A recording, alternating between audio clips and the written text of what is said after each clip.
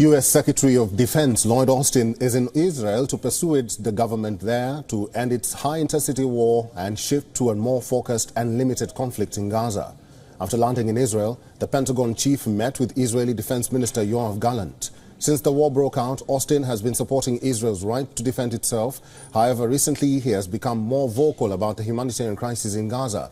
Experts predict both U.S. and Israel are ready to agree on an eventual transition to a next phase of the war. In this trip, Austin is accompanied by the chairman of the U.S. military's Joint Chiefs of Staff.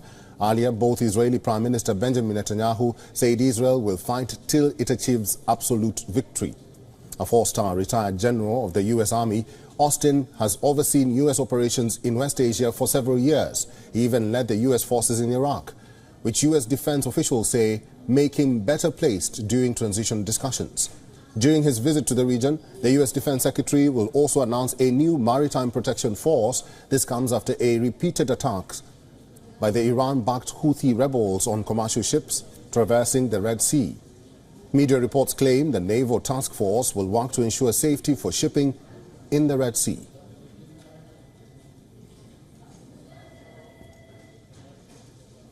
Fred Fleitz is the vice chairman. America First Policy Institute Center for American Security is also the former National Security Council Chief of Staff, CIA analyst, and House Intelligence Committee staff member. Fred is now joining us live from Washington, D.C. Fred, thanks for making time for us.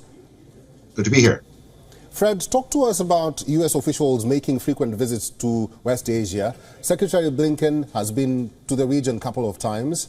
Apart from the truce, nothing conclusive has come out yet. Will Austin's tour be any different? Well, it's a complicated issue for the Biden administration. Joe Biden has a long history of being very supportive of Israel.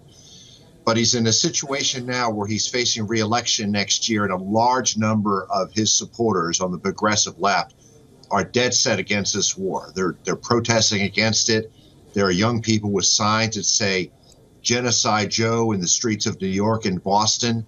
So the administration wants to support Israel, but they want to wrap this war up as fast as possible because they realize that as long as it goes on, it may make Biden unelectable next November. I don't like that approach. I'm very strongly pro-Israel, but Biden is trying to walk both sides of the line to be supportive of Israel and to speak out about humanitarian issues and to press it to end the war as soon as possible. I don't think the Israeli government is going to be listening, and I think we will see increasing tension between Israel and the United States as we get closer to the November 2024 election. Fred, why is it important for Israel to transition to a more limited focused conflict? Is that feasible, and do you think Israel will listen?